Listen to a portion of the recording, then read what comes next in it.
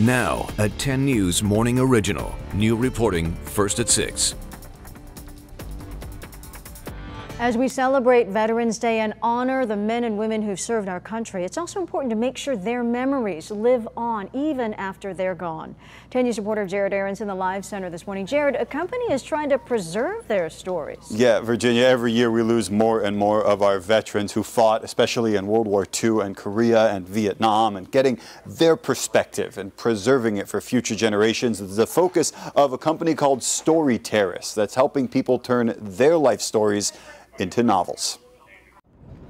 Any questions about any of that? When it comes to preserving the stories of our nation's veterans, few places do it better than the USS Midway. When I ran my throttles up to full power. Frank Miley's been a Midway volunteer for 10 years. He loves telling visitors about his time in the Navy. But when I'm here and I get stories, I can open up and tell them stories about what it was really like, the sacrifices. Hello, where are you from? Jim Riley oversees the Midway's army of docents. He says it's important for people to hear these stories firsthand. It's very, very gratifying to talk to a bunch of folks who have never been on a Navy ship and explain what happens and see the awe and sometimes wonder in their eyes. Now, preserving these stories for future generations is easier than ever. My grandfather was in the resistance in the Netherlands, and I regretted not recording his stories. Rutger Bruning is the CEO of Story Terrace, a company that helps people turn their life story into a book.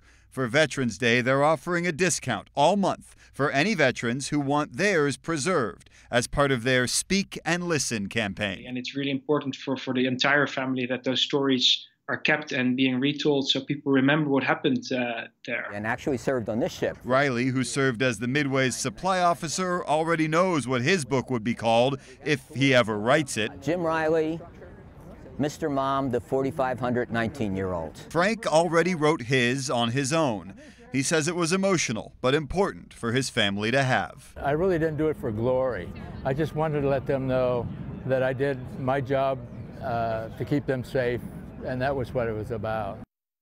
Now, if you want more information about Story Terrace, their prices and what they offer, we've got a link at 10news.com. Just look under the red button section. In the Live Center, Jared Aarons, 10 News. Thank you, Jared.